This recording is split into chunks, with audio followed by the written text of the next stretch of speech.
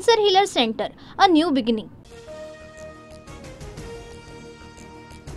पाकिस्तानच्या माहिती प्रसारण मंत्र्यांची मध्यरात्री पत्रकार परिषद पुढच्या 24 ते 36 तासात भारत हल्ला करू शकतो. अताउल्ला तरारचा मोठा दावा. भारत पाकिस्तानात 4 दिवसात युद्ध होऊ शकतं. पाकिस्तान संरक्षण मंत्री ख्वाजा आसिफचा दावा. तर खोट्या बातम्या पसरवल्याबद्दल भारताकडून ख्वाजा आसिफचं ट्विटर अकाउंट ब्लॉक. पहलगाम हल्ल्यानंतर आज सीसीएसची दुसरी बैठक. पाणी बंदनंतर कोणता मोठा निर्णय होणार का याकडे सर्वांचं लक्ष. झाडांमागून 2 दहशतवादी आले. एंट्री आणि एक्झिट पॉइंटवर 7 जणांची हत्या. हल्ला संपूर्ण रणनीती आखून केला. पहलगाम हल्ल्याप्रकरणी एनआयए तपासात माहिती.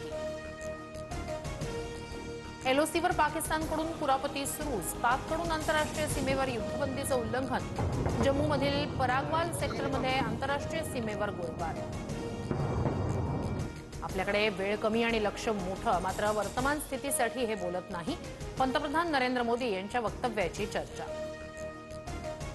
सैन्याला कारवाईसाठी पूर्ण सूट. हल्ल्याचं लक्ष, वेळ आणि पद्धत लष्करानं निश्चित करावी. दहशतवाद्यांना सडेतोड उत्तर देणं आपला राष्ट्रीय संकल्प.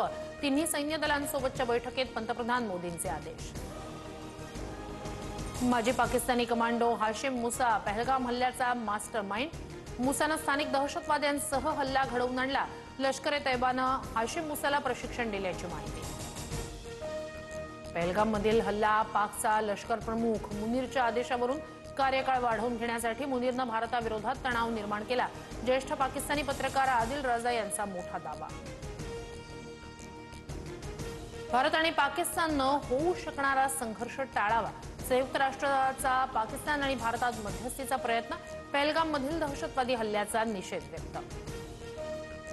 काश्मीरमधील पाकिस्तानी नागरिकांना हद्दपार करण्यास सुरुवात. अंतिम मुदत पूर्ण होऊनही पाकिस्तानात न गेलेल्यांना पाठवण्याची पोलिसांकडून प्रक्रिया.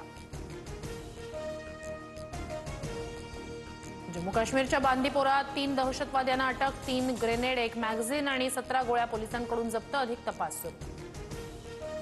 माजी मंत्री गुलाबराव देवकर यांच्या राष्ट्रवादी प्रवेशाला हिरवा कंदील. 3 मे रोजी अजित पवारांच्या उपस्थितीत पक्षप्रवेश होणार.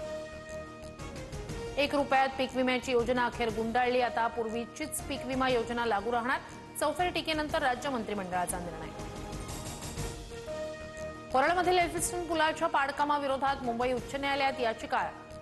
याचिकाकर्त्याचे आक्षेप विचारात घेण्याचे एमएमआरडीएला निर्देश. 3 दिवसात याचिकाकर्त्याला म्हणणं मांडावं लागणार.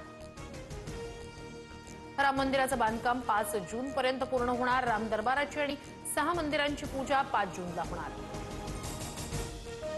विशाखापट्टणमच्या सीमाचलम मंदिरात तिकीट काउंटरच्या बाजूला असलेली भिंत कोसळली. देवदर्शनासाठी आलेल्या 9 भाविकांचे.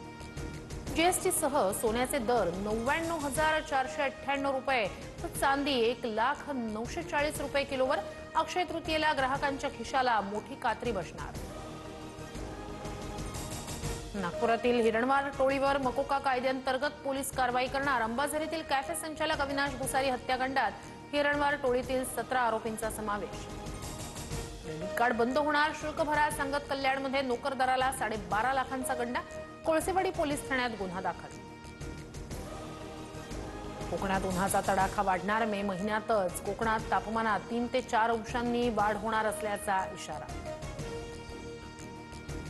नागपूरच्या कळमना परिसरात पाण्याची विक्री. अर्धा तास बोरवेलच्या पाण्यासाठी मोजावे लागतात 200 रुपये. इगतपुरी तालुक्यातील मुख्य धरणाच्या पाणीसाठ्यात घट. धरणात 50% कमी पाणीसाठा. तर अनेक धरणं तळ गाठण्याच्या मार्गावर.